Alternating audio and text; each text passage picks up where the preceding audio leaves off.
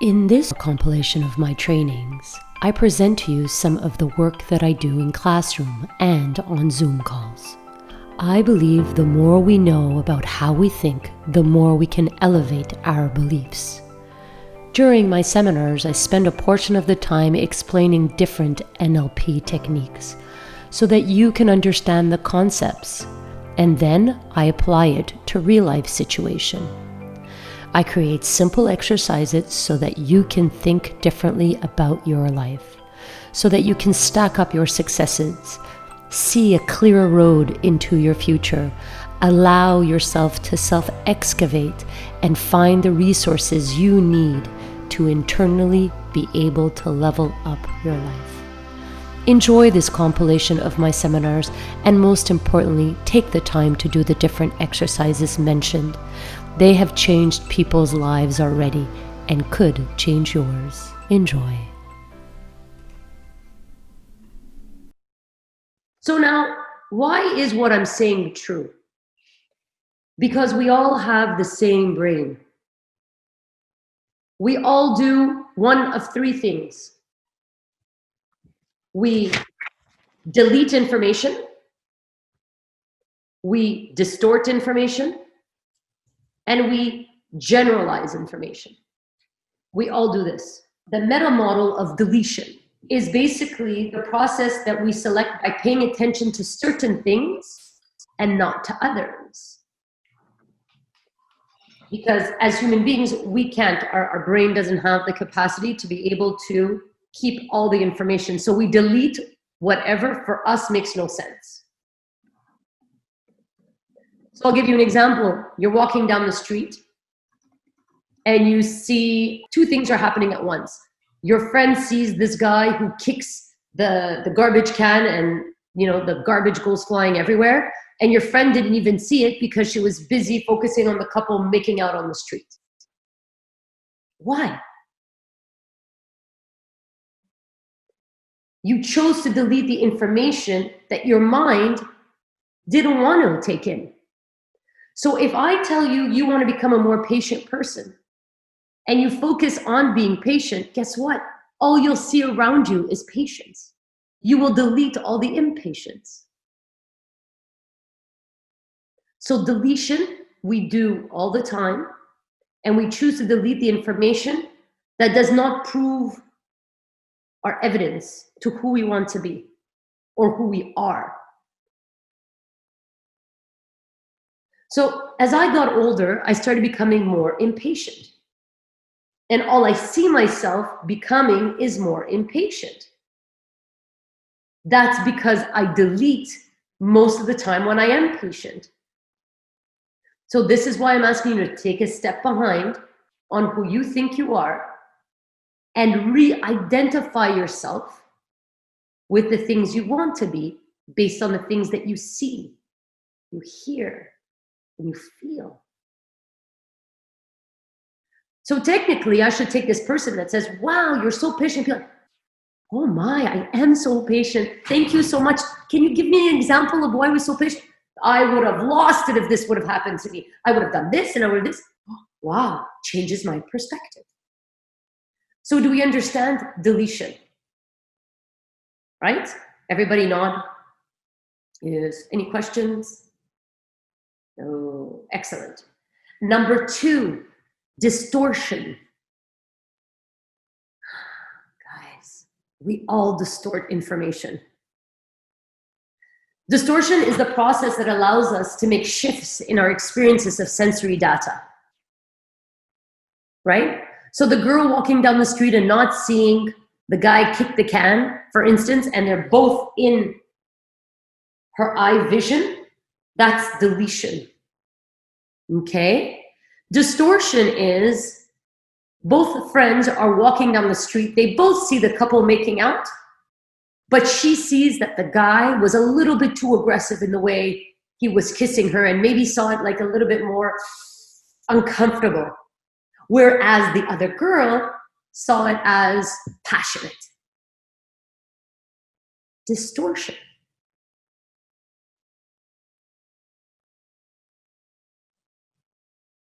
Make sense?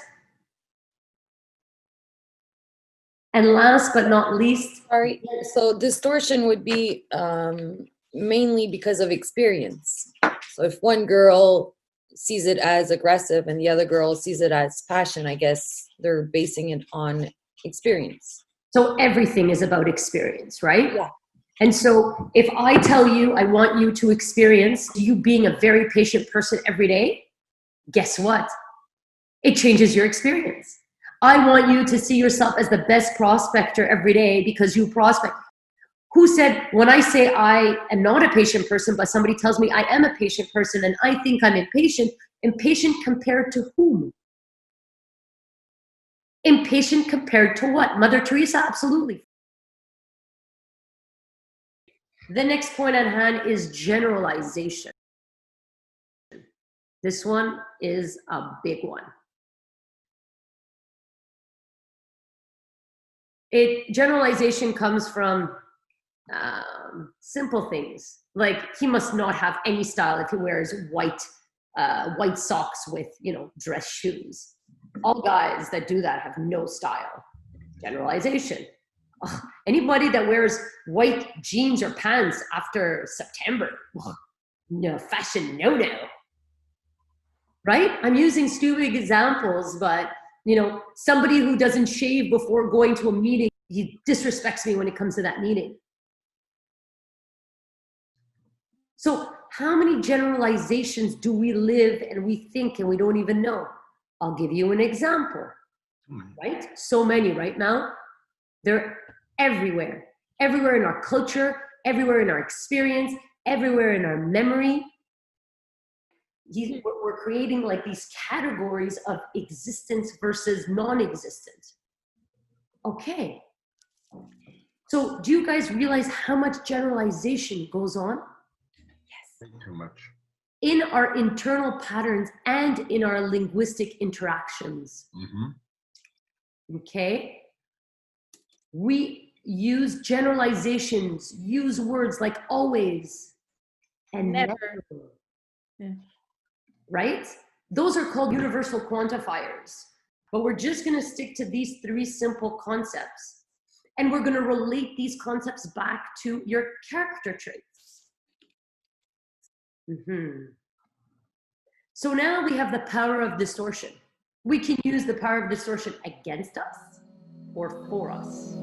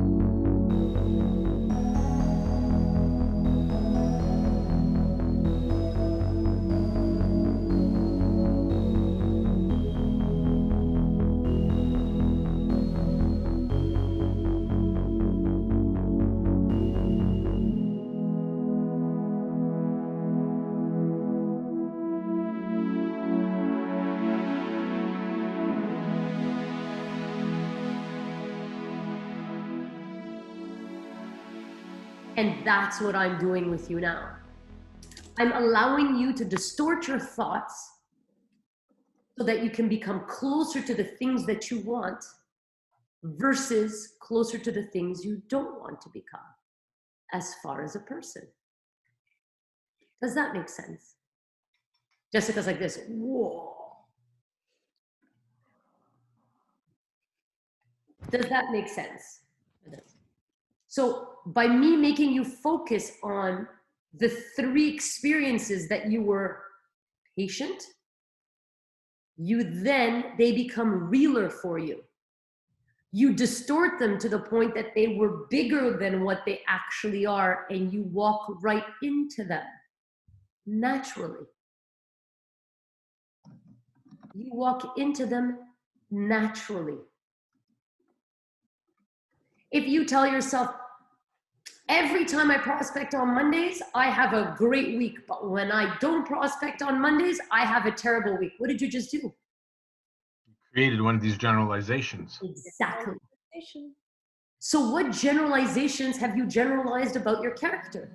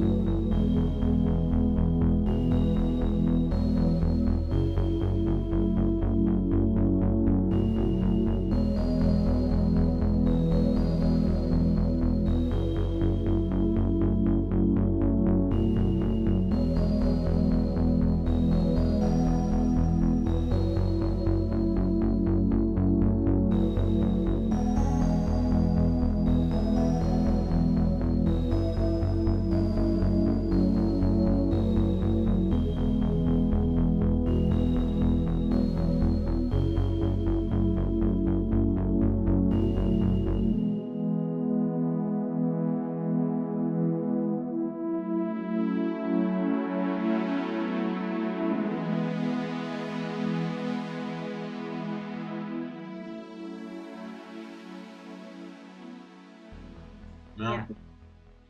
You know, because we time-stamped ourselves. If I say I'm impatient, then you guess what? Trigger one, impatience right away. Instead of trigger, patience. I got this. Chill out. We're going to calm down the situation instead of making the situation worse. You know what? I didn't go to the gym yesterday, but it's okay. Today I'm going to go to the gym. Because you know what? I've been going to the gym for 6 days consecutively before, and I needed a day off. I didn't feel like it. I'm distorting the information to make myself look good. Isn't that what we do in sales? Mm-hmm. Okay. So sell yourself that you are something you want to be. Bianca's been talking about being versatile for years, as far as I remember, but she is versatile, but she just doesn't focus on the things she's become versatile over the years because she still believes she has a lack. So when I ask you, when are you going to be versatile? Give me a deadline. Why do you want to be more versatile? When do you think, and how will you do that? Well, I need you to answer those questions because that's my measurement.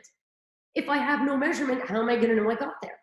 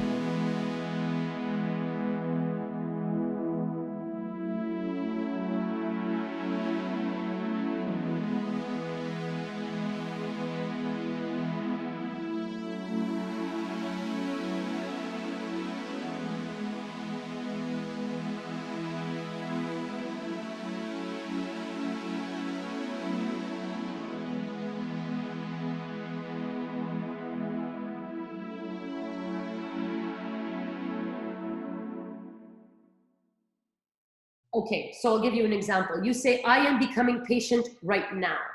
I am patient. Great. And now I'm going to look for proof that I am patient. Exactly. In 6 days from now, I am going to give myself enough proof to believe that I have become more patient. And you're going to stack those proofs. Exactly. But I'm giving myself 6 days to be able to show myself and be conscious in the next 6 days of how patient I've become. Mm-hmm. Even if you tell yourself, I am patient now, but you're trying to elevate your level of patience, you will generalize, distort, and you will delete anything that does not prove that you are patient. This is why this is an important process that we do consciously. You want to be those 3 things? I just gave you the formula how to do it. I just gave you the formula of how to do it. Because right now, I don't like to say this, but I guess I'm comfortable being impatient. And that fear, because if I'm comfortable, if I'm in the comfort zone and I fear being patient, because that means that I'm going to be able to take on more. And right now, I don't think I can take on anymore. I get into that fear of it. What happens if I do become more patient? But then I learn how to deal with my challenges. And as I learn to deal with my challenges, I acquire new skills. And then I feel more comfortable in becoming more patient. And then I find purpose in what? In becoming more patient, in setting new goals of patience. And for me, the more patience I have, the meaning of patience for me is harmony. Everybody has a different meaning. So you have to find out why you want to be more patient. For me, patience equals harmony because I have 2 little kids and I live with them and I homeschool them and I make them their food and I'm the entertainer and. So what does the words that you want to become mean to you? What do they equate? What do they equate?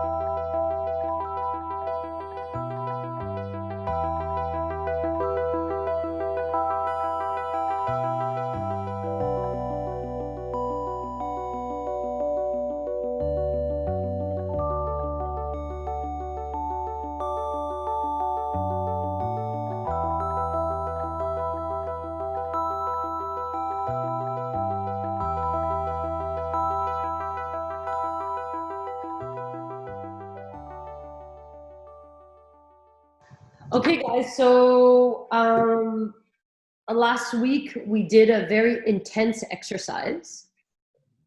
I'm going to go through the steps and then I'm going to ask you what type of work you ended up doing. So step number 1, I asked you what character traits you wanted to be. Step 2, find proof in your life in the past where you have found that character trait in 4 or 5 different examples, proving to yourself that you do have that trait.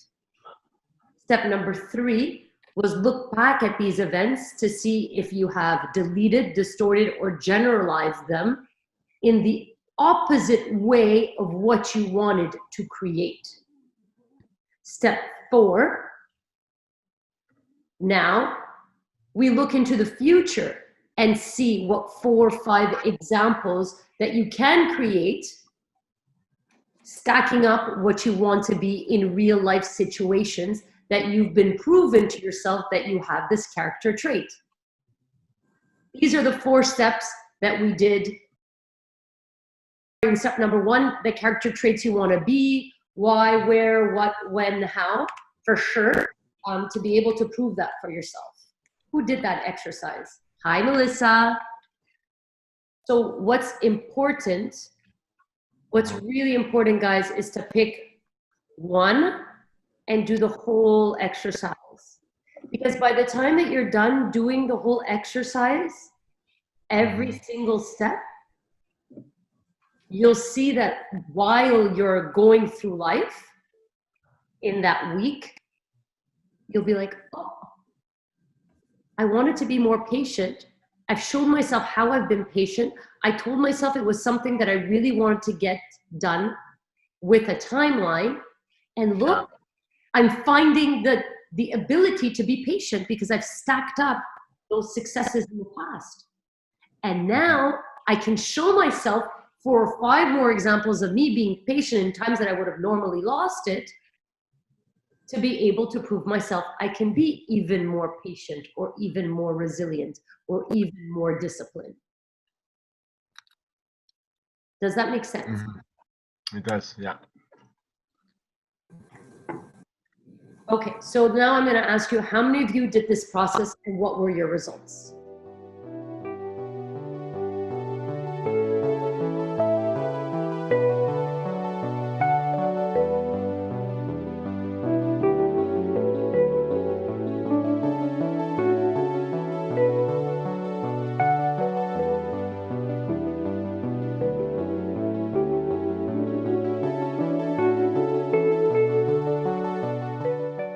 Perhaps trying to say, investigate. So think you're a detective and say, how so?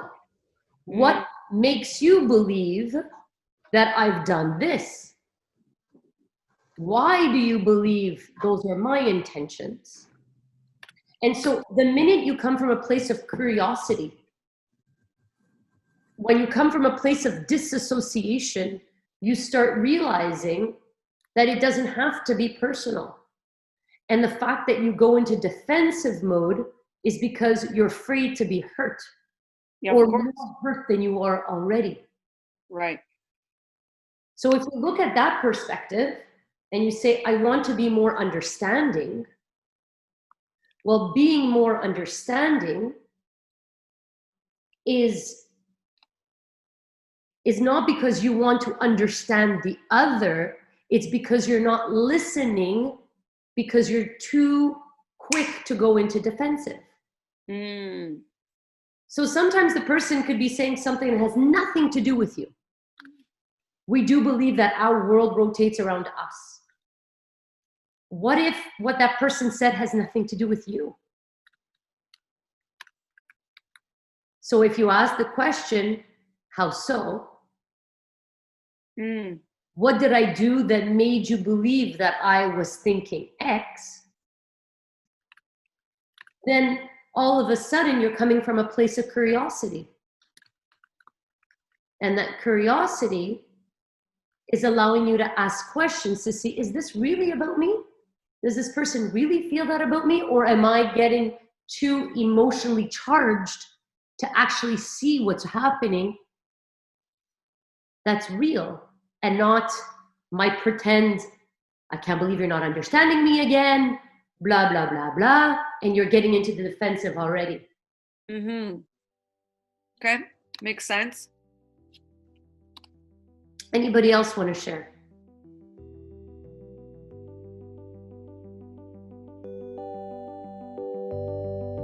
So, as you can see, the importance of being curious and disassociated at times gives us a different perspective.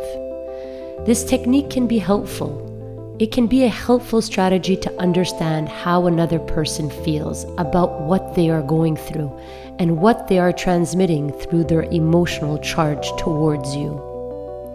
And unfortunately, if we don't understand this, we end up taking things personally, as if what they were feeling is about you. But what if it wasn't? When you realize that you can do this and take a step back, you can take a moment and be grateful. Grateful that you're using your mind to work for you, and that you have the intelligence to allow your brain to be working for you, and that is something that you can be so grateful for. Because you cannot be grateful and ungrateful at the same time. So which one do you pick?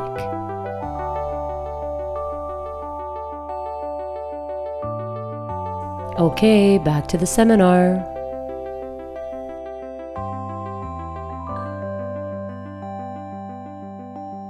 Feeling like we're cherishing everything that we have, you can't be doing the opposite at the same time. Does that make sense? Yeah, it does. Excellent. So I want you guys to write that down. I think that's a very important point. When I spend time being grateful and abundant, I have the ability to be present, and I cannot feel the scarcity, the pain.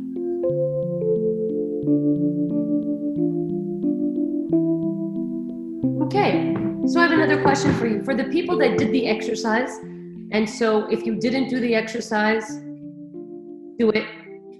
It'll work. For the people that didn't do the exercise, well, when you're doing the exercise and you identify the character traits that you want to be, and that you wanted did you by any chance inside of you find some incongruency? Did you kind of argue with yourself, perhaps? So if you said you want to be more patient, and you knew you identified with impatience, and said, I'm going to be more patient, but something inside of you argued, man, no. Why would I say something like that? Like, are you able to find that congruency? So when she says, I want to try to develop to be more understanding, well, while she's going through the process I just showed you, can you then turn around and say, all of me agrees? There are no incongruencies that say, I don't believe that I can do this. Because if you choose to defend your limiting beliefs, guess what? You get to keep them. You get to keep your limiting beliefs. Can you repeat that? If you choose to defend your limiting beliefs, guess what? You get to keep them.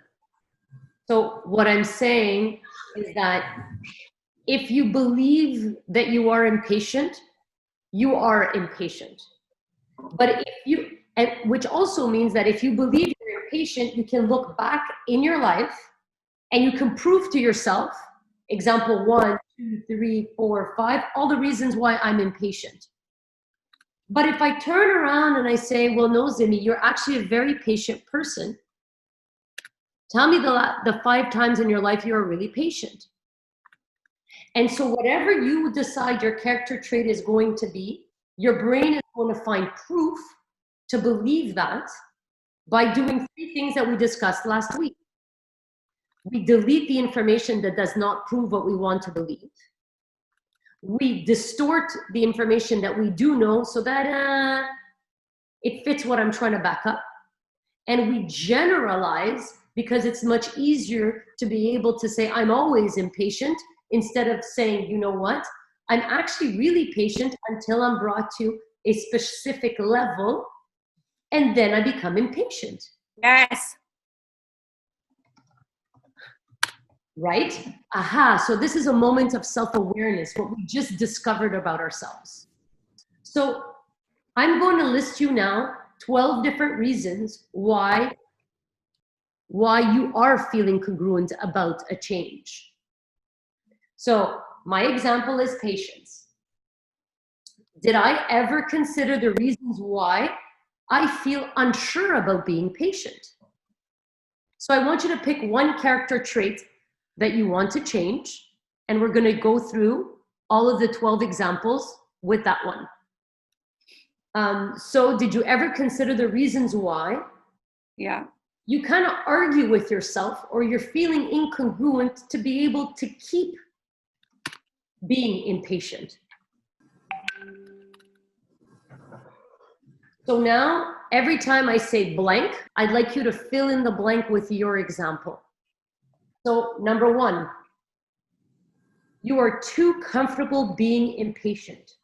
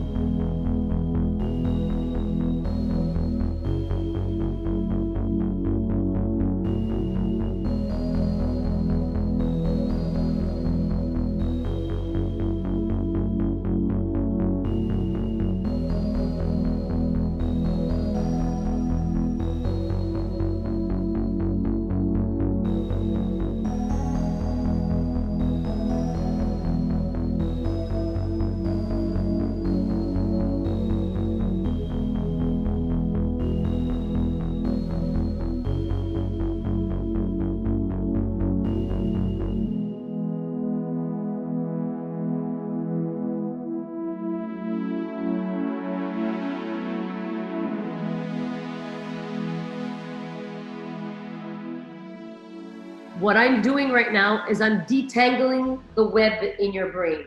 Okay, so what's the word that you picked? What character trait do you want to become? Okay, so just for the example, because most of you or 2 of you picked discipline, we're going to use discipline, okay? So did you ever consider the reasons why you are feeling incongruent about being disciplined? Okay? Is it possible you're too comfortable with being undisciplined? When I say that and when you write that, how does that feel? Do you walk right into it and say, yes, I'm too comfortable to be more disciplined?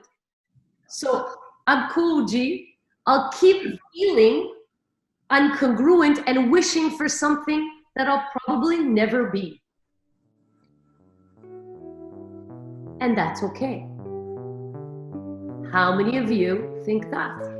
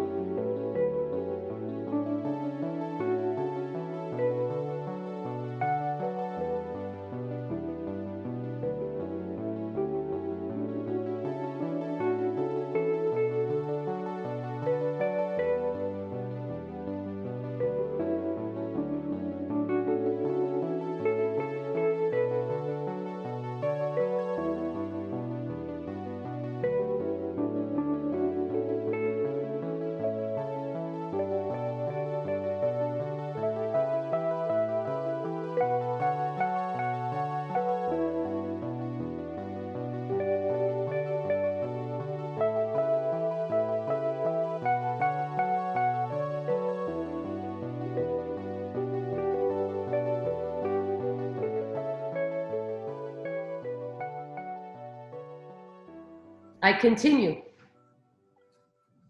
You feel safe and in control when you are undisciplined.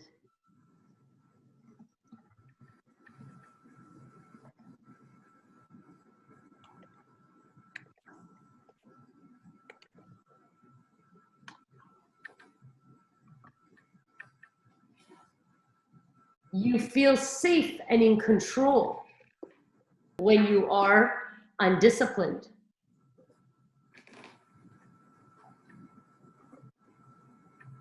So how does that feel? You feel safe and in control when you are undisciplined. Well, it's familiar. It's familiar, and that familiar feeling is great. But see, I connect more with number one than number two. Number two doesn't feel right for me. Excellent. So that's super important what Naz just said. I want you to find the ones you connect with the most. So number one, you are too comfortable with being undisciplined. What's the feeling? Yes, I feel that. Okay. You feel safe and in control being undisciplined. Hi, Maria. Hello. Hi. Number three, you know yourself and you know how to be with yourself when you are undisciplined.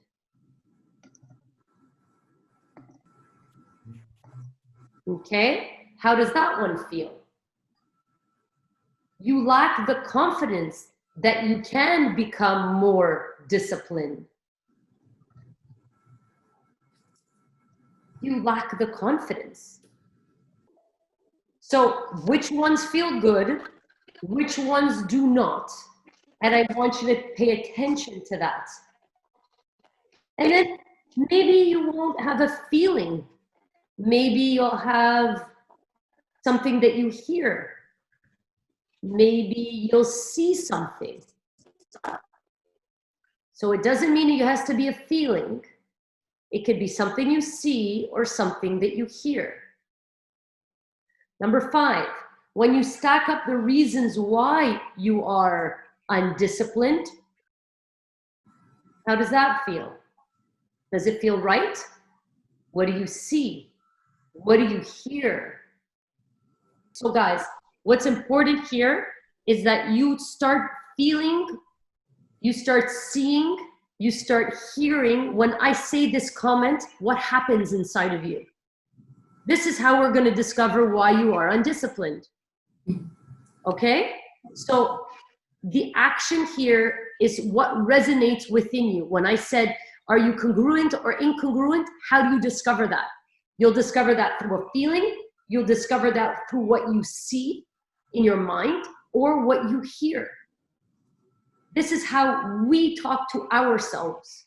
So I will start again with the questions. And I want you to write down a small description of what you feel, what you hear, or what you see. Ready, set, go. Number one, you are too comfortable with being undisciplined. Yes. How does that feel? What do you see? What do you hear? Number two, you feel safe and in control when you are undisciplined. What do you feel? What do you see? What do you hear? You know yourself and know how to be with yourself when you are undisciplined. How does that feel? What do you see? What do you hear? When you stack up the reasons why you are undisciplined,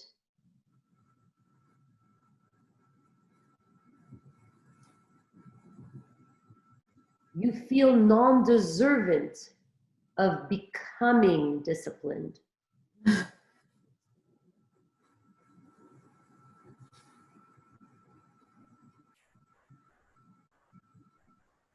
That's a huge one Can you for repeat? me. Yeah, please. Can you repeat? When you stack up the reasons why you are undisciplined, you feel non-deserving of becoming disciplined. How does it feel? What do I see? Exactly. Undeserving.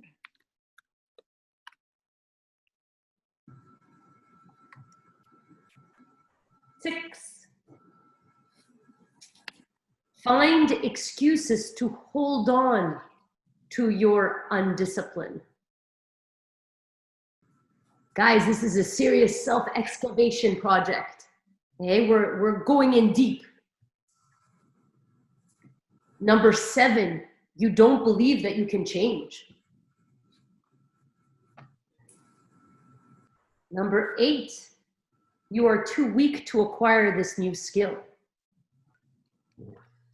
You don't really have a purpose to change and be more disciplined. What do you see? What do you hear? What do you feel? Number 10, being undisciplined has served you in the past to protect yourself so you can keep being undisciplined. What do you see? What do you hear? What do you feel? You choose not to see the advantages of not being disciplined. You choose?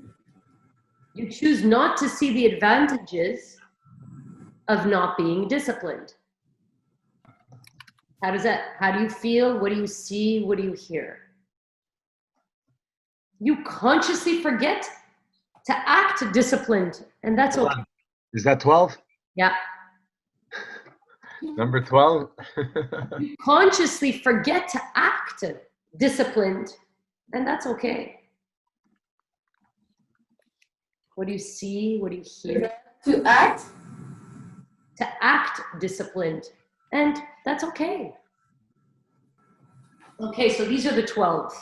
Now, I want to hear from you guys. What did you guys discover about yourself through these 12 questions? I am comfortable in my undiscipline. You are comfortable in your undiscipline. Mm-hmm. Excellent. So you have a feeling of admitting to yourself what you feel. Okay. And so now that you know this, you know that you're sitting on the fence. I choose to sit on the fence, and I'm ashamed that I'm going to sit on the fence because I don't want to be disciplined and I don't want to be undisciplined. So how does that make you feel? Confused? You feel ashamed and you're comfortable with feeling ashamed. If you choose to defend the fact that you're feeling ashamed, you get to keep it, Jess. You get to keep it. For you to make real change, you have to understand why you are okay with what is the representation of being undisciplined. There's a cookie, there's a pleasure. There's a pleasure to being undisciplined for you. Just like for Bianca, there was a pleasure with being non-understanding because she was on the defensive. That's the pleasure. The pleasure is that she constantly felt attacked, so she was always on the defensive, but never really understood why. Now she does. If she comes from a place of curiosity, then she will then understand, how so? What if it has nothing to do with me? So for you, it's the same thing. You get some sort of pleasure from being undisciplined. And nobody said you have to take that pleasure away. Right? Right. So maybe we just have to define the term of discipline. Just like Bianca. She says, I want to be more understanding. Well, what does that mean? So if we redefine the word understanding or redefine the word disciplined, we can then look back at when you were disciplined. And if we look back at when you were disciplined, well, did you have fun? What did you feel? What did you hear? What did you see? Because our recreations of life are just that, our experiences. So if you never felt good being disciplined, then why would you want to do it again? Or did it feel better being undisciplined? Aha. So make a decision. When you stack up the reasons why you should or why you are disciplined, you feel non-deserving of becoming disciplined. So now, when you stack up all the reasons why you are disciplined, you choose to blind yourself on all the things that you've done, and you said, no, no, no, no, no, no, no. Lazy is what I call a suitcase word. Okay? I open up the briefcase of lazy, and inside, I find a million different words that mean lazy. Well, for me, lazy is to not take action. Okay, so is it unmotivation? No, I wouldn't relate to that.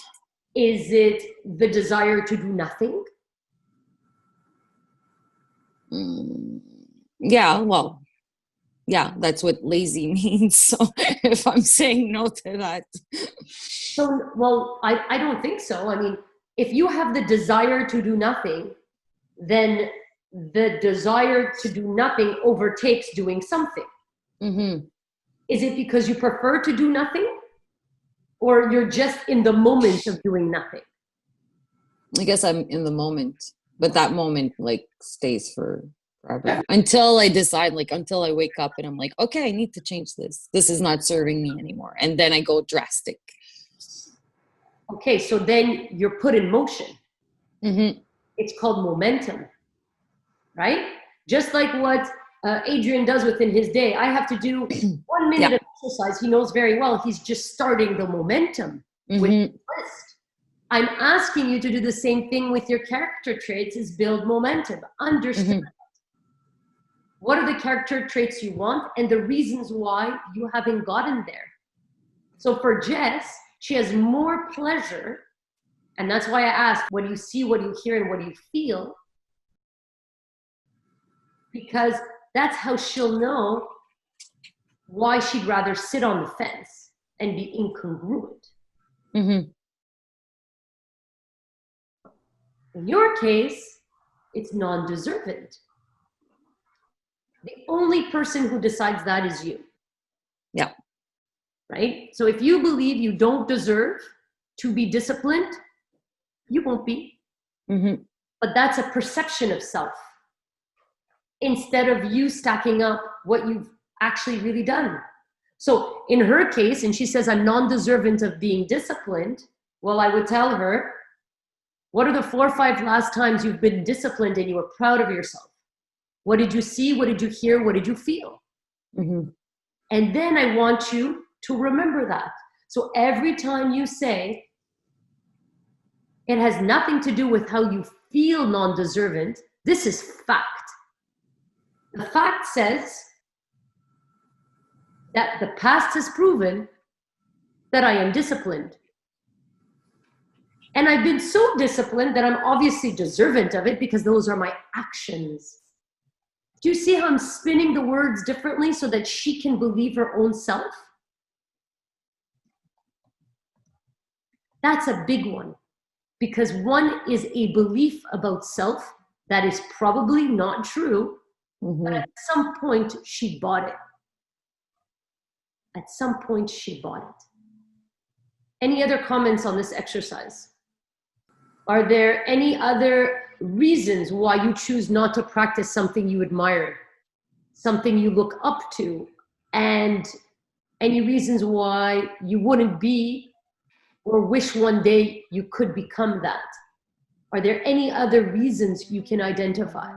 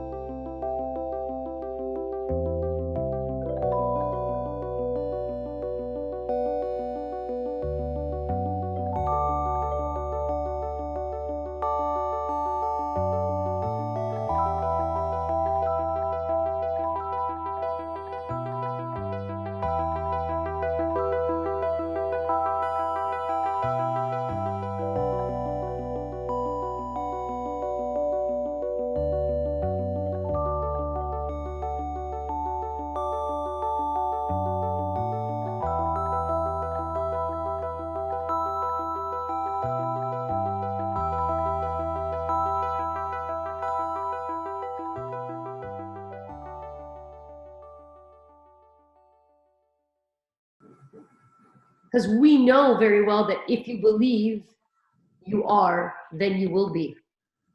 If you believe that you are, you will be. And we know that if you practice daily, you will find even more proof why you are disciplined, right? So for Naz, she does the things to be disciplined, but we know that if you practice daily, you will find even more proof why you are patient, you are disciplined, you are able to connect to others, you are able to, activate yourself, build momentum. We know that if you dedicate little steps a day, you will be able to become what you want. So if you're conscious in your mind and say, you know what? Today I'm going to be disciplined, and my definition of discipline is going to be something easy that I can be today. So maybe for Jess, the reason why she's undisciplined is because the word discipline is this huge mountain. Mount Everest she has to climb every day. Oh, this is way too difficult. Well, then we are going to change that picture. That's why I said, what's the picture you see?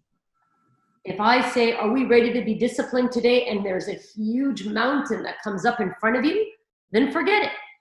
It's too difficult. It's already a big challenge in your mind. How do we define those character traits? How do you define being patient? How do you define being understanding? How do you define being disciplined? What's the definition? Because if the definition's too big, guys, you're not going to get there. The feeling, what you see, and what you hear. And sometimes we've been sold that we are undisciplined because when we were 6 years old, our mother told us that we were undisciplined. You are so undisciplined when it comes to your homework. And so I asked you, do you feel like you are a disciplined person? You choose not to take the advantages of being disciplined. All you hear is your mother's voice.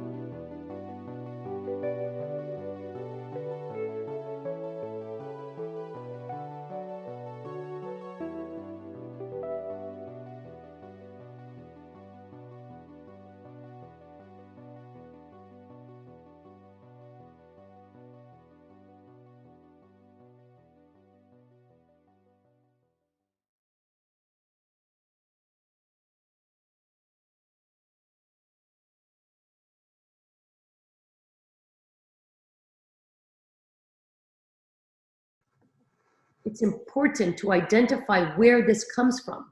Where these limiting beliefs? Why are you scared? Why are you so comfortable? This is how we will discover it. Finding the root. You don't believe that you can change. Well, is that your belief or it's somebody else's belief?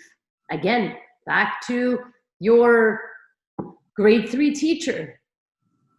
Because you were so jittery on your chair. Well, you're so undisciplined. Stop moving, right? Where is this coming from? Is it audio? Is it what you see? Is it what you experienced? Okay? So if we know that if we practice daily, we will have even more proof of our discipline or our patience. So why don't we do it? So I could tell you I did my homework, okay? I proved to myself this week that I could be even more patient with my daughter. Do you see how I changed my wording? This week, I showed myself how I was even more patient with her. Instead of saying I went from being impatient to patient. You see that switch of language? It convinces you.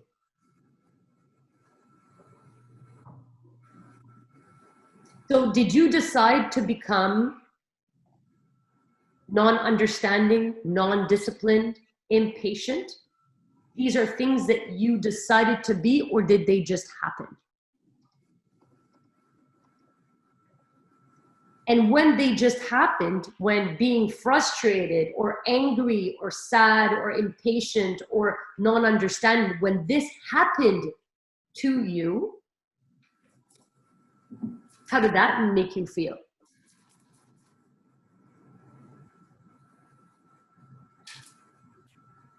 Like you got the short end of the stick, perhaps?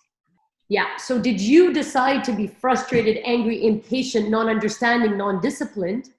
Mm-hmm. Or do you feel that after you became all those things, you just got the, you know, the shorter end of the stick of life? When you became these things, did you believe you just became a victim of life? And now you're just okay with it. Did you decide your thoughts? So how about a little plan of action? If you want to be more disciplined, then I have to. Then you have to tell me what you have to do. If you want to be more disciplined, then I have to do, then I have to be. What would you put that in there? If you want to be more disciplined, then I have to consciously make that decision daily.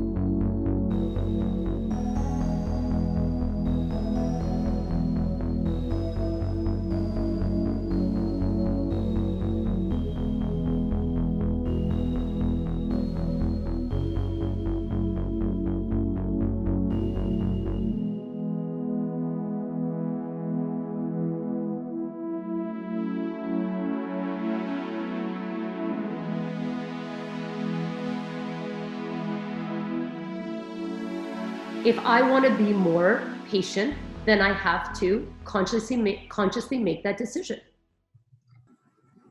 Next question. If I want to be more disciplined, or if I want to be more patient, or if I want to be more understanding, then I have to remember when times I was patient and focus on them. Even maybe distort them a little bit to make myself be the hero of the story. Who's okay with being the hero of the story? If I want to be more patient or more disciplined, then I have to remember when or the times I was disciplined and focus on them. And what does focus on them mean? What did I see? What did I hear? What did I feel? Make it bright, crisp, big, and so real that you can even distort them a little bit to make yourself the hero of the story. You know, this one time I was really patient with my daughter. I was so good and I was so patient. I was so angry inside, but I was able to transpire patience that I was able to get a result of this beautiful smile and laughter and fun. What about an award in front of thousands of people congratulating you? Sure. Whatever image or movie you want to play in your mind to make you become like that, be the hero of your story. So those 4 or 5 things you decide to stack to make you more disciplined or make you more patient or understanding, find the times you were the hero of the story. Distort them, generalize them, delete what you don't want to remember, and make yourself the hero of the story. So next, if you want to be more patient or you want to be more disciplined, then I have to feel able to become. I have to be able to see that I'm able to become. I have to be able to hear that I am able to become. So remember something, right? Everybody remembers things differently, some through feelings, some through what you see, some remember it as movies, some people remember it as pictures. Everybody sees, hears, and feels things differently, and that is how you bottle your experience. So what I'm trying to do is unbottle them to understand why you think you are the way you are. You have to use all the tools available to you to become these character traits and make yourself believe that you can do it. By deletion, by distortion, by generalizing, by association, by disassociation, by universal quantifiers, by changing your perspective from position 1, 2, 3. I don't care what tools you use something. I'm gonna give you guys an example. So I have a friend of mine. I worked with her for years. Very, very good friend of mine. And at the time, I really could have called her like a corporate queen. Like she would get into any company and she would, you know, get 3 promotions in a period of a year. And her career just kept exploding, and just getting to the next level. And then one day I said, how was she able to do that? And I realized that the way she perceived herself, the effort that she put in things, and her perception of how she dealt with things was even bigger than how it really happened. So at a point in our friendship or in our career, I used to say, that's not what happened. I'm like, you're kind of exaggerating it. That's not what happened. What happened was he said X, Y, Z, you said A, B, C. And now you're saying the story as if you're exaggerating, you're downplaying the X, Y, Z, and you're putting up the A, B, C. She goes, no, that's not the way I saw it. This is how I saw it. And so I could tell through her perception, what she saw, what she heard, and what she felt, she always had her back. She always had her back. So what she did is not that she just believed it. She experienced it. She experienced it so that she could keep experiencing things that backed up what she wanted to be. So she didn't necessarily focus on a conflict that she had. She focused on the result that she was able to find through her hard work, through her patience, through her discipline, through many other character traits. But the way she remembered it always made her the superhero out of the story. And so then everything, the way she saw things, were bright and beautiful and solution driven. And then I looked at her and I said, wow, you're really able to stack up your successes.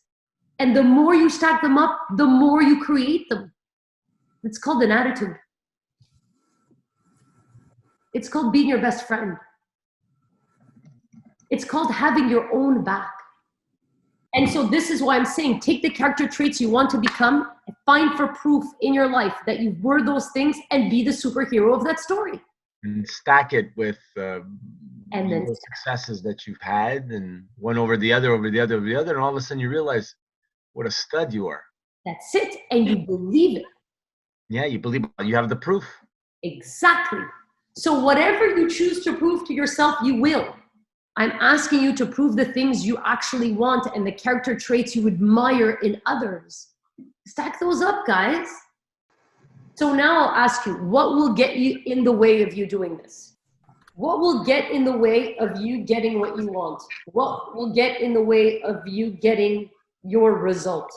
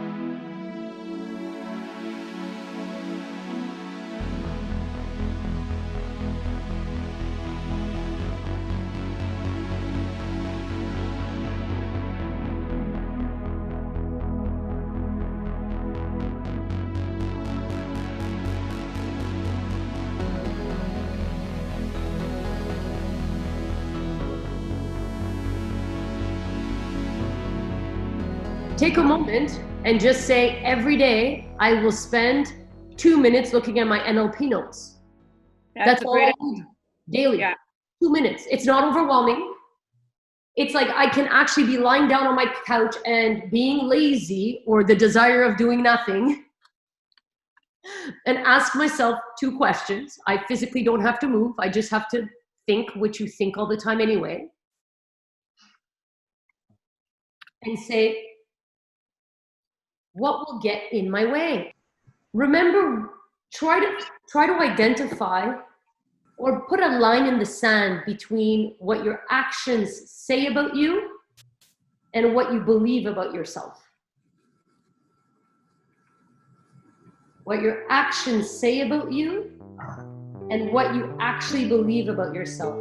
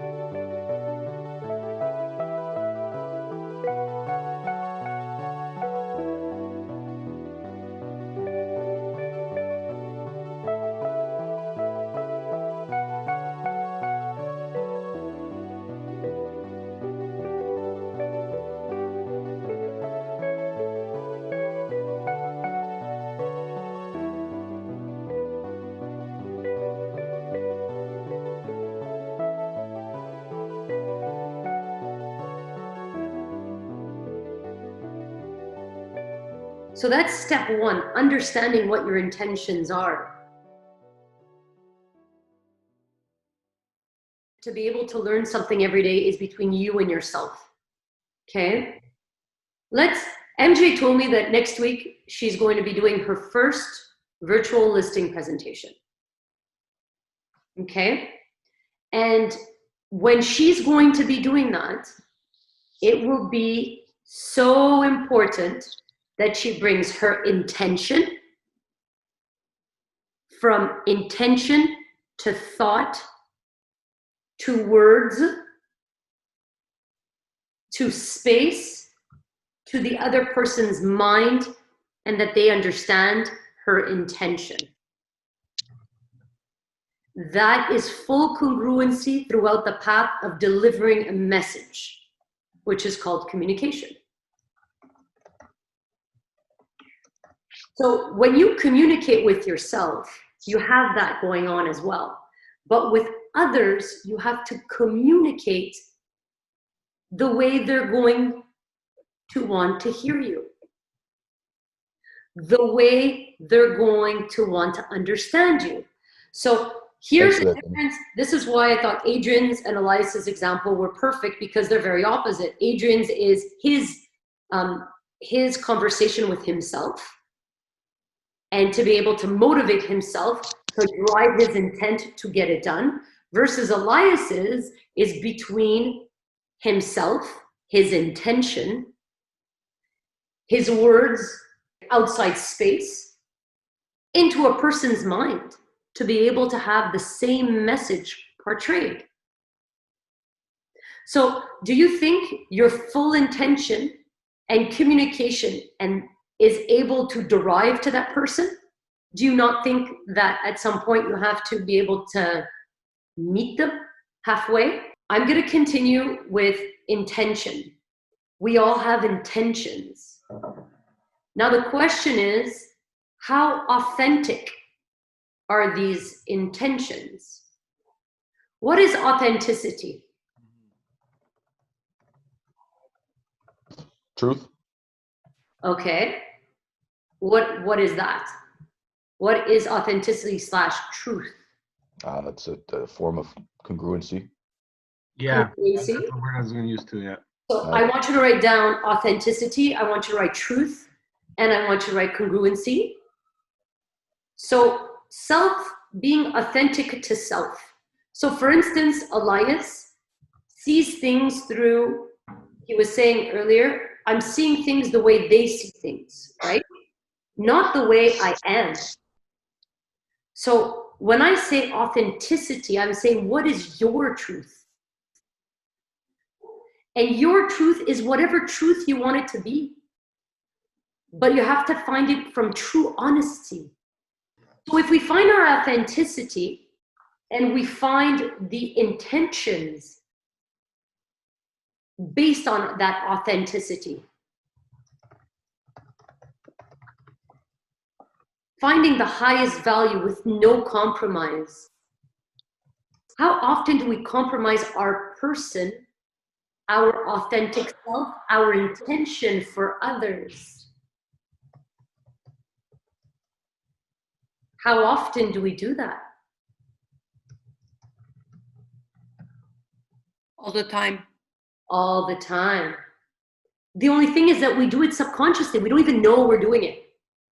It's okay. This is my authentic self. I'll bend over backwards a couple of times. Not a big deal. And then you wake up 15, 20 years from now and you're like, that's not who I am. Why? So being authentic to self and still finding flexibility to communicate and have the ability to blend with the rest of society.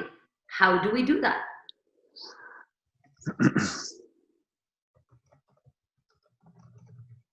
How do we do that?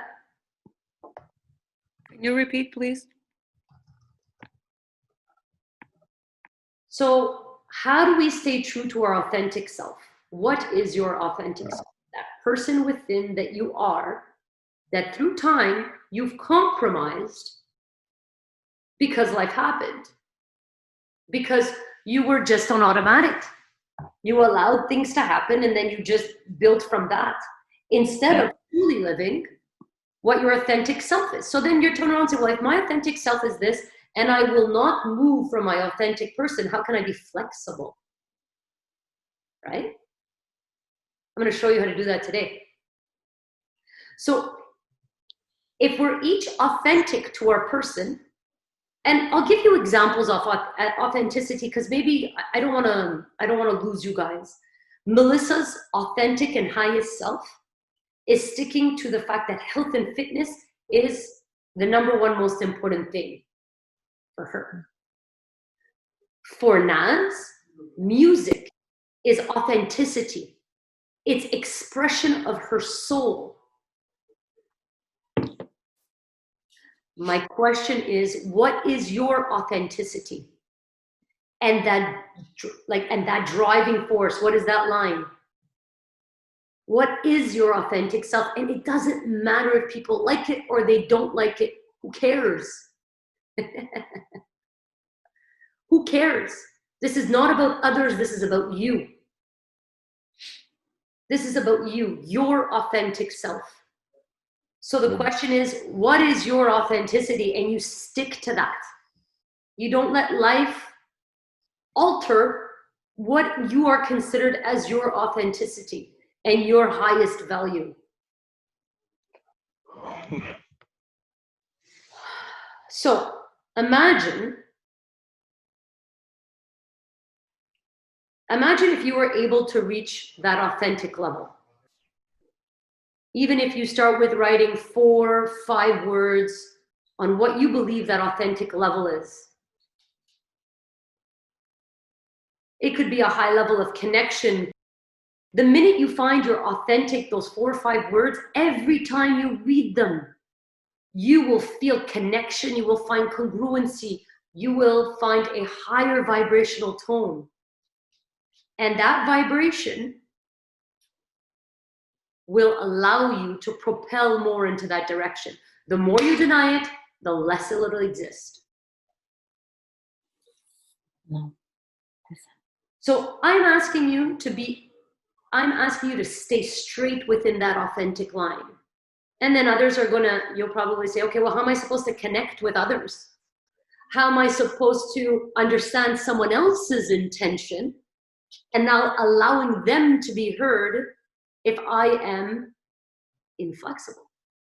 I'll give you an example. It's an easy example, food, right? So food is a big deal for Mel, right? She stays authentic to her beliefs on food.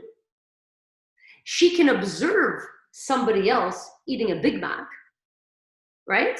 And she'll observe and she'll even be compassionate and be empathetic and say, that would have been great if I would have been able to, but there's something more important to me than eating a Big Mac, right? So I'm asking you guys to find what those your authentic person, what is so true to you? What is so congruent to you? And don't ever allow anybody to make you step down to that reality. You can observe, you can be empathetic, but you don't ever have to give part of your true person to anybody. And if you do, that is your choice, and it may eat a little bit part of you. And when you do that, you won't be congruent and you won't be happy. So, any questions before I continue? So, again, what about connecting with someone else's intention and allowing them to be heard from a place of observation, like Bianca was saying? You could listen to. So observation is the power of doing what? What are you doing when you observe? So the step before the observation is using your eyes, listening is using your ears. Eyes can also be seeing what their physical embodiment is meaning, right? All of those together allows you to observe and to listen. How many of you can say you are great listeners? Working on it.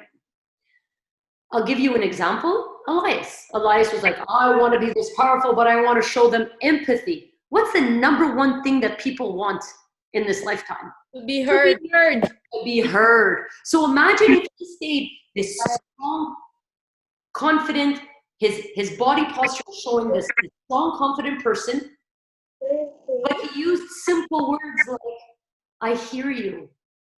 I understand your position. Would that be a moment of weakness if you can understand or hear somebody? No. But what have you done when you've heard somebody? You help them. You help them. What else? And you've made them feel important. Yes, you've validated their existence. Validated their existence. That's all people want. People just want to know that they've been heard, they've been validated, and that their existence matters. But genuinely heard.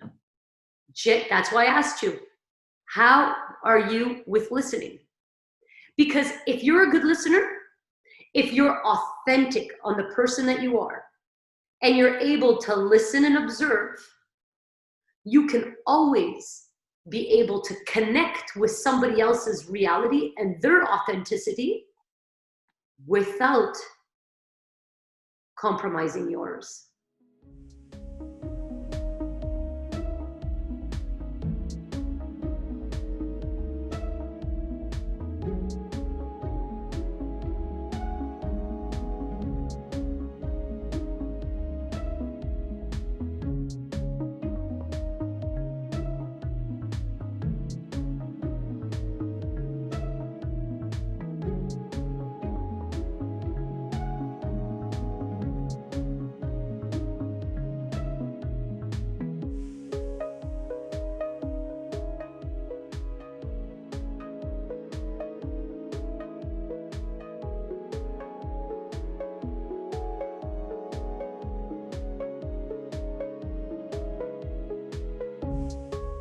So when we see somebody, hey, you went to that high school? Me too. You have something in common. You're mirroring each other. So you're feeling like you're more of the same. But if you have your authentic self and you are not being compromised from your authentic person, and you want to connect with somebody else, it's simple. You listen, you observe, and then you validate with words. I hear you. Mm-hmm. That's a great point. So you guys know that all arguments start because one of the two people think they're not being heard. Mm-hmm. In fact, it's almost 100% of all arguments. Yeah. It's because they're not being heard, or they feel they're being disrespected in one shape or form. Why'd you leave your socks on the floor? Form of disrespect, right? When you tell somebody, I hear you, it's so important to realize that people just want to be heard. And then, what's the meaning derived by it? What does it mean? So when I leave my socks on the floor, how could you have left your socks on the floor? What does that mean to someone else?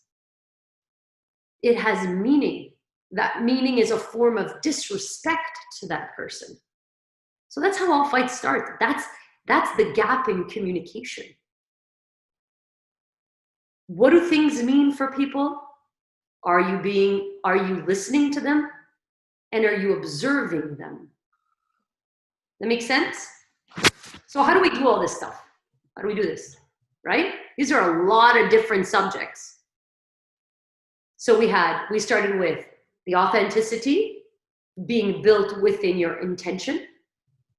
Then your intention Doing what?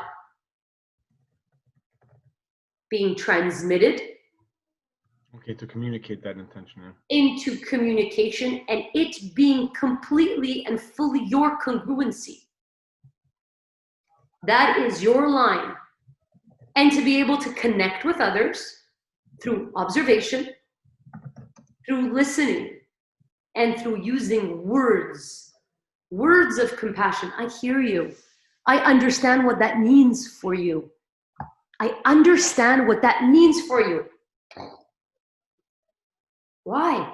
It means you've just validated their existence. That's all people want. Do you see how smart people are by, I understand what you're saying. Mm-hmm. The physiology, I understand what you're saying. You believe them? Right? But if you say, I understand what you're saying, Mm-hmm. to the conversation. Okay? So the ability to find true flexibility of character, because there's character that comes in all of this, right? That's how we started this conversation. What are the character traits you want to build?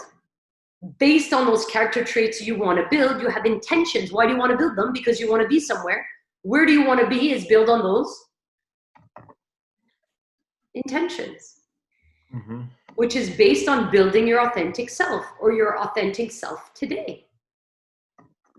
So who thinks that they have the ability to easily and consciously access different states in a blink of an eye or a snap of the fingers? So if I were to tell you, you wrote down those 5 character traits that you want to be or do you want to grow, if I told you, now I need you to go into this. Now I need you to be resilient. Now I need you to be confident. No. That's what I'm talking about. Being able to snap in and out of character as you need. Didn't we talk about the golden mean last week? We said one little change can change everything. Yeah. Okay? So now you're saying, but I have to reach a 20 on 20 and I'm only a 10 on 20. How do I get there? Chill out. Let's start with 11. Right? And we have to understand that if we follow a path of authenticity, we will become more and more authentic self. It's not something like, I will be my authentic self starting now. But you have to look within. So who thinks they have a flexible character? And what does flexible mean? A state is a mental or emotional state at any time. Feeling, tasting, seeing, hearing, we label them. Imagine what needs to happen for you to get into a specific state. Reaching a level where you can intentionally enter a state that you want to be in or not to be in, and not be in autopilot and control the state you're in. Okay, you're gonna have to repeat that. Please. A state is a mental and emotional state at any time. Feeling, tasting, seeing, hearing, and we label them. Imagine what needs to happen for you to get into a specific state. Reaching a level where you can intentionally enter that state that you want to be in and not be on autopilot reactively. You decide what state you're in, not anybody else. How powerful would that be to your authenticity? You get to access whatever state you want within yourself. So our behavior is largely determined by our mental and emotional states at any given time. So like Adrian was saying to Elias, I don't know, man. Sometimes I see you, sometimes you're Mr. Rogers, and sometimes you're, more, like that face he just Don gave. Draper. Yeah. He's like that. He's definitely got the cleft chin here. He's got that Don Draper look. So Right. So then Adrian asked him a good question. I wonder, is it your day that takes out whatever personality type? Or is it you who's decided that? And he said, wow, that's a really good question. So our behavior is largely determined by our mental and emotional states. Now I ask you to allow that emotional and mental state to be your choice before a situation happens. And stick to it. Repeat that, please. So like you were saying, right? Elias can be or reactive, Yeah. the way he is, based on his situation that has to prime him. Or is it the other way around? Did he walk in that state purposefully instead of reactively? Make sense? Mm-hmm. Now I'm going to ask you, now this is an exercise. I'm going to ask you all to write down all the states that you can potentially go in and out. All of them. I'll give you 2 minutes to write them all down. And then I want you to write the number.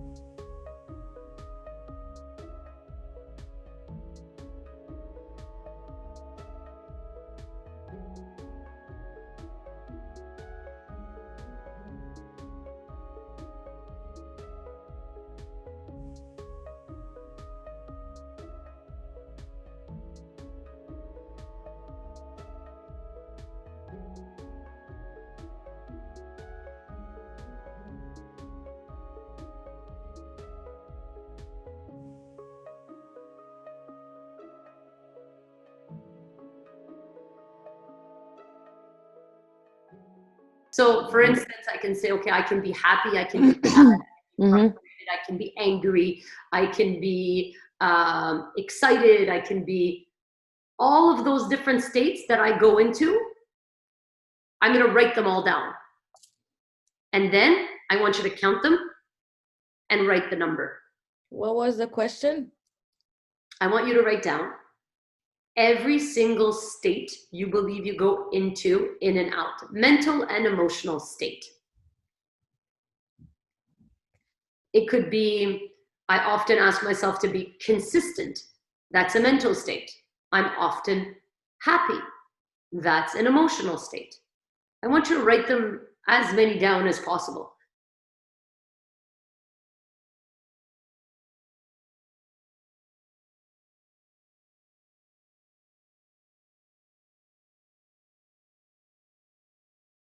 So people usually have the same go-to emotions and the same mental states all the time. I'm just saying.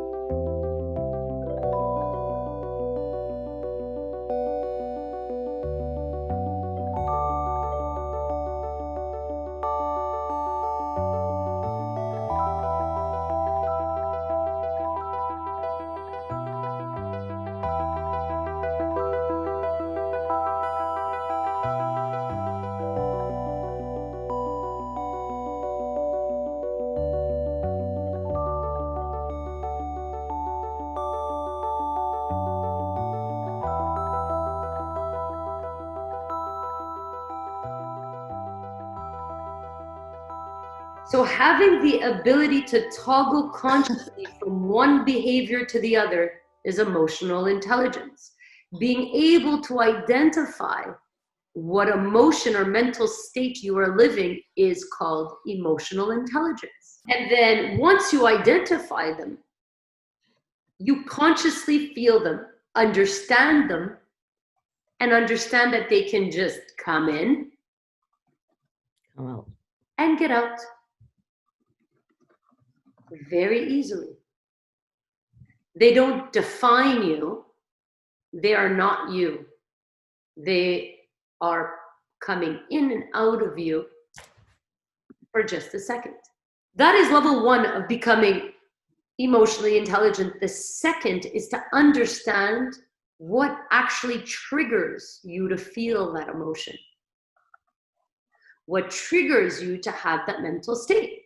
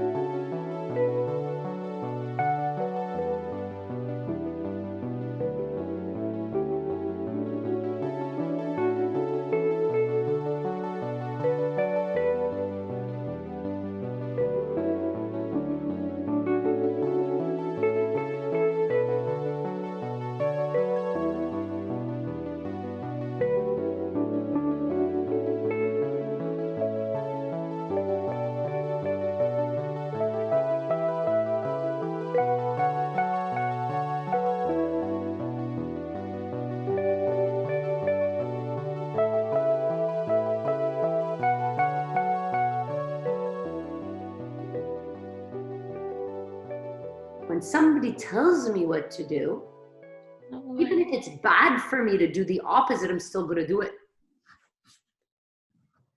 Because it's more important for me to stand on my own 2 feet and say that what I want to do is what I'm going to do, and no one's going to tell me what I'm going to do, is more important than her being or achieving something she wants and needs. So that's her trigger. So this week, if you've written 4 emotions or 150, I want you to discover what your triggers are. So Zimi, for instance, 1 is happy. What actually triggers you to be happy? What triggers you to be mad? The greater number of states you experience, the broader your perspective on life is. Now, if you guys are ready, I'm going to start with the magic. Now you're going to tell me, how the hell do I do all this stuff? Like when I'm mad, there's no way you're going to change my mind. I'm mad. I am blazing. Right? I'm going to ask you guys to take notes and start writing. Here are the different ways you can get out and into different states. Number 1, you break the state. How do you break a state? You interrupt it, you distract it, or you guide yourself or the other person to a neutral state. So I'll give you a ridiculous example. My daughter has anger issues. And so whenever she does get very angry, I break her state by distracting her. Oh, let's go make chocolate. Oh, you want popcorn? Oh, there was a dog. Try it. Interrupt, distract, or bring yourself or someone else to a neutral state.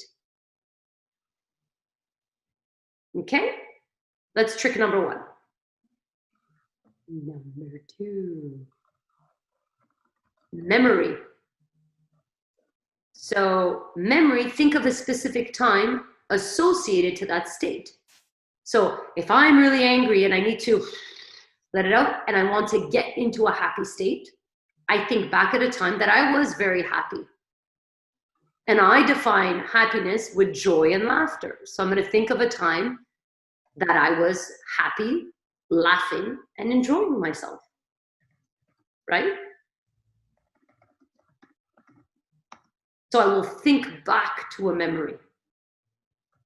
So in Jessica's case, in the example I was using before, Jessica will think back at a state where she was productive to break her state of wanting to defy these rules. That's how she breaks that state. So it's another way of interrupting. So you can break the state by interrupting and reminding yourself of a time that you were really productive, remind yourself of a time that you were really happy, remind yourself, and really put yourself into that state. Meaning, what were you hearing? What were you thinking? What were you listening to? What were you saying? What did you smell? What were you touching? How did you feel? It's very powerful to be able to change your state. The only person in control of that is you. The third is imagine. I imagine with Kylie all the time. Imagine she wouldn't mismatch me every day. Imagine she'd say yes maybe 3 times a day. Wow. So you can break state by interrupting, distracting, memory, remembering a time when, imagining, hearing, feeling the state that you want. Give yourself a trigger. Imagine. Every time you want to be confident, list 5-6 words that you define confidence with. And before you walk into a listing presentation or you do a virtual one, turn on your camera, you go, boom, it brings you into that state. Hypnosis. These are called physical triggers. Some people may choose to play with a ring. Some people may choose to scratch their ear. Build these accessing states for yourself. What about pretend? What if, as if, pretend you were in that state that you want and create that trigger. Some people like to use metaphors, right? I am as strong as a bull. That is a metaphor. I am as kind as Mother Teresa. That is another metaphor. Modeling in our minds, you know what, one day I'd like to be able to have the knowledge of Tony Robbins. I'd like to be able to have the power of Don Draper. No, I have Bill Gates. I have the empathy to no longer be the president of Microsoft and go and take care of my health industry to be able to build a vaccine for coronavirus. Model yourself based on other people's achievements or other people's traits. Change in intensity. So you can bring up intensity and you can bring down intensity, depending on your conscious creation, which is based on your authenticity. Does that make sense? Yes. Yes. Adjusting your physiology. So if I sat like this the whole time, and I'm giving you my message, would you guys be receiving the message the same way? No. So adjust your physiology, right?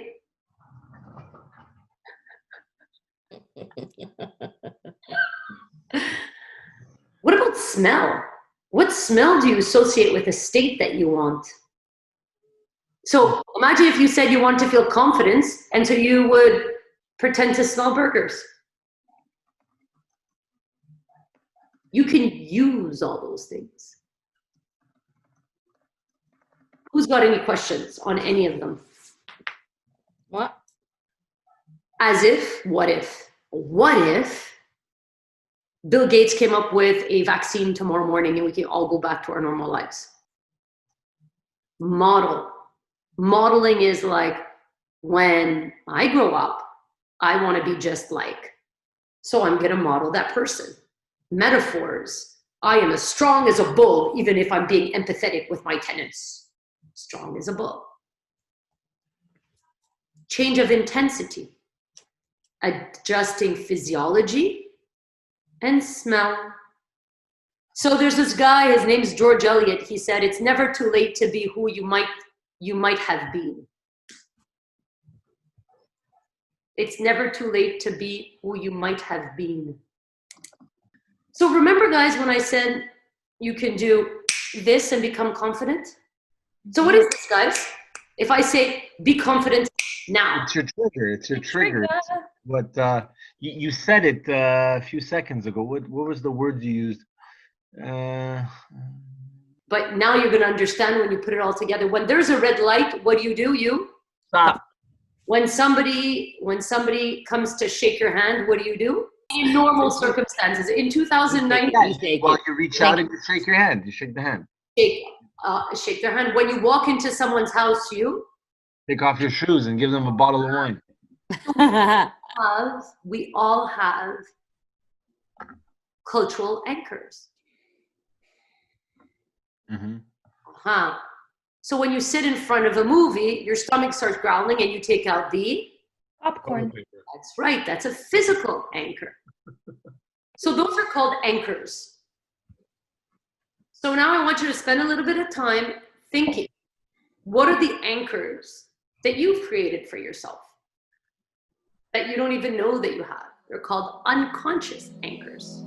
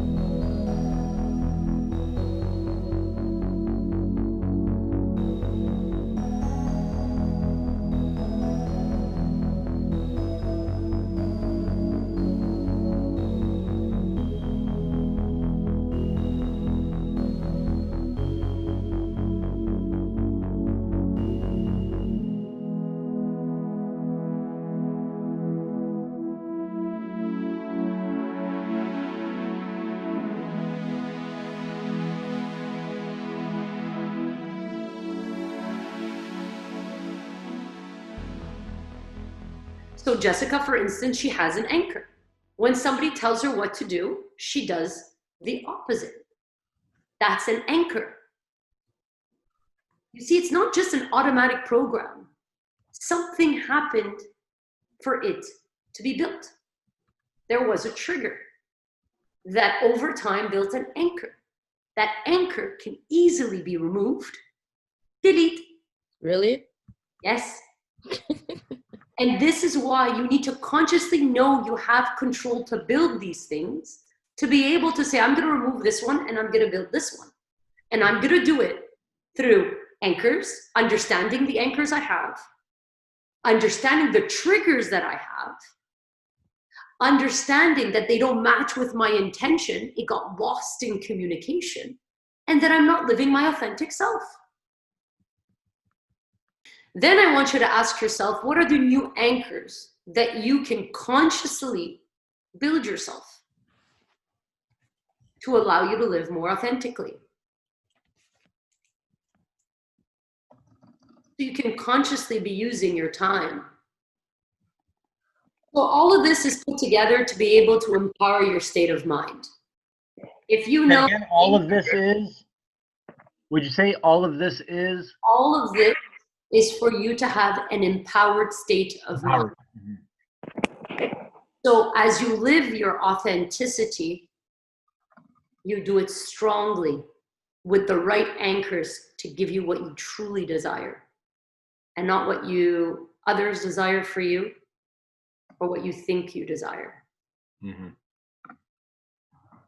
Make sense?